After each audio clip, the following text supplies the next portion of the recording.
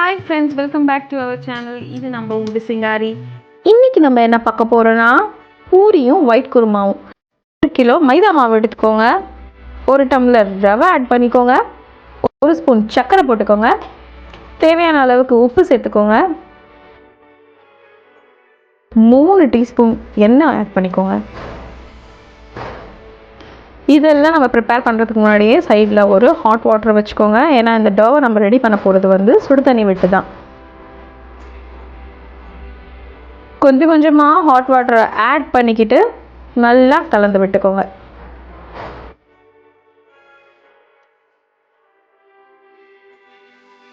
அதுக்கப்புறம் 1/4 கிளாஸ் பால் எடுத்துக்கோங்க, அதையும் இதில் சேர்த்துக்கலாம்.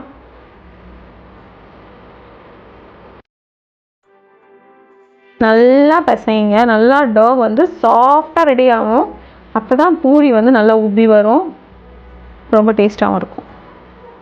ஸோ நடுவில் எங்கெல்லாம் தண்ணி தேவைப்படுதோ அங்கங்கெல்லாம் தண்ணி ஆட் பண்ணிக்கோங்க. ரொம்ப தண்ணியாகவும் ஆகிடக்கூடாது, ரொம்ப ஹார்டாகவும் ஆகக்கூடாது. நல்லா சாஃப்டாக இருக்கணும் உங்கள் மாவு. அதை மட்டும் கரெக்டாக பார்த்து பண்ணுங்கள்.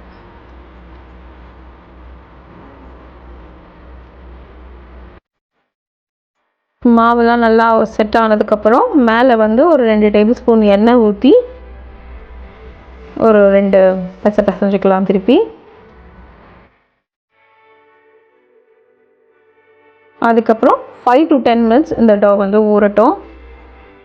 இப்போ பார்த்தீங்கன்னா 10 நிமிஷம் ஆயிடுச்சு. ஸோ இப்போ பாருங்கள் ஃப்ரெண்ட்ஸ், மாவு எவ்வளோ சாஃப்டாக வந்திருக்குன்ட்டு. திருப்பி நம்ம ஒரு 1 to 2 மினிட்ஸ் நல்லா பிசைஞ்சிக்கலாம். அப்புறம் பார்த்தீங்கன்னா சின்னதாக ஒரு லெமன் சைஸ் இதை எடுத்துக்கிட்டு நல்லா கையில் ரோல் பண்ணிக்கிட்டு கொஞ்சம் மேலே மாவு தொட்டு, ரொம்ப மெலிசாகவும் இல்லை ரொம்ப குண்டாகவும் இல்லாமல் மீடியமாக திரட்டி எடுத்துக்கோங்க. அதுக்கப்புறம் பார்த்தீங்கன்னா சைடில் எண்ணெய் வச்சுக்கோங்க. எண்ணெய் ரொம்ப சூடாகவும் இருக்கக்கூடாது, ரொம்ப ஆறி போனதாக இருக்கக்கூடாது, மீடியம் ஹீட்டில் இருக்கணும். மீடியம் ஹீட்டில் போடும் போது தான் நல்லா பூரி உப்பி வரும். நல்லா கொஞ்சம் நேரம் நீங்கள் விட்டு எடுக்கலாம். அதில்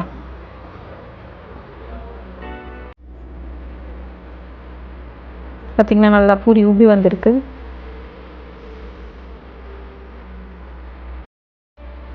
இந்த லாஸ்ட் ஒன் பூரி, அதுதான் இந்த மேஜிக்கல் பூரி.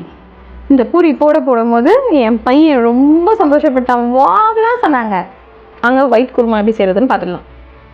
அதுக்காக 2 வெங்காயம் எடுத்துக்கோங்க, 1 தக்காளி எடுத்துக்கோங்க, 4 பச்சை மிளகா, அப்புறம் 2 உருளைக்கிழங்கு, 1 கேரட், கொஞ்சம் கொத்தமல்லி, கொஞ்சம் கருவேப்பிலை, 2 டேபிள் ஸ்பூன் இஞ்சி பூண்டு பேஸ்ட், கொஞ்சம் பட்டை எடுத்துக்கோங்க, 4 ஏலக்காய் எடுத்துக்கோங்க, ஒரு 6லேருந்து 7 கிராம்பு எடுத்துக்கோங்க, கொஞ்சமாக சோம்பு, பிரியாணி இலை 2 துண்டு, கொஞ்சமாக ஒரு கைப்பிடி அளவுக்கு உடச்சக்கல்லை எடுத்துக்கோங்க, ஒரு குட்டி லெமன் சைஸ். அதுக்கப்புறம் கசகசா 1 டேபிள் ஸ்பூன் ஊற வச்சுக்கோங்க.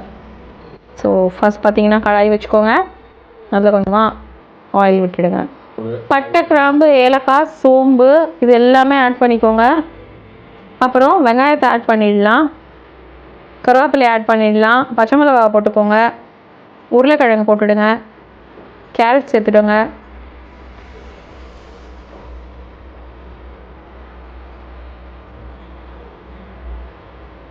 இதெல்லாம் நல்லா ஒரு மிக்ஸ் கொடுத்துடலாம். இது ஒரு 2 மினிட்ஸ் குக் ஆனதுக்கப்புறம் இதில் இஞ்சி பூண்டு விழுது சேர்த்துக்கலாம்.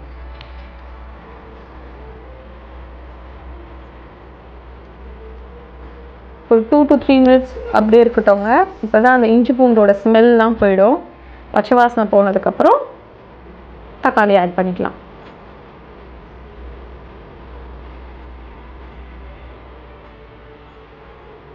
இது நல்லா ஸ்லோ ஃப்ளேம்லேயே வதங்கட்டும். நல்லா இந்த பேஸ்ட்டை ரெடி பண்ணிக்கலாம். அதில் 1/2 மூடி தேங்காய் போட்டுக்கோங்க, கொஞ்சம் சோம்பு ஆட் பண்ணிக்கோங்க, ஊற வச்ச கசகசாவை சேர்த்துக்கோங்க, அதில் உடச்சக்கடலை இதில் ஆட் பண்ணிக்கலாம். நல்லா அரைச்சி எடுத்துகிட்டு வந்துடுங்க. தேவையான அளவுக்கு உப்பு சேர்த்துக்கோங்க. அப்புறம் பார்த்தா நம்ம இதை அரைச்சி வச்சுருந்த பேஸ்ட்டு இதில் சேர்த்துக்கலாம். சேர்த்துட்டு நல்லா ஒரு 3லேருந்து 4 டம்ளர் தண்ணி ஊற்றிக்கோங்க. நல்லா மிக்ஸ் பண்ணி விட்டுக்கோங்க குருமாவை. இதோட குருமா நல்லா கொதிச்சு வரணும். குருமா கொதிச்சு வரும்போது ஒரு சின்ன கிண்ணம் பால் ஆட் பண்ணிக்கோங்க. அப்புறம் கொத்தமல்லி ஆட் பண்ணிக்கோங்க. லாஸ்ட்டாக லெமனை புழிஞ்சு விட்டுக்கலாம் மேலே. இப்போ பார்த்தீங்கன்னா நல்லா சுட சுட கம கம பூரியும் ஒயிட் குருமாவும் ரெடி. நம்ம சர்வ் பண்ணிடலாம். இதை லைக் பண்ணுங்கள், ஷேர் பண்ணுங்கள், சப்ஸ்கிரைப் பண்ணுங்கள், அப்புறம் மறக்காமல் பெல் ஐக்கானை ப்ரெஸ் பண்ணிடுங்க.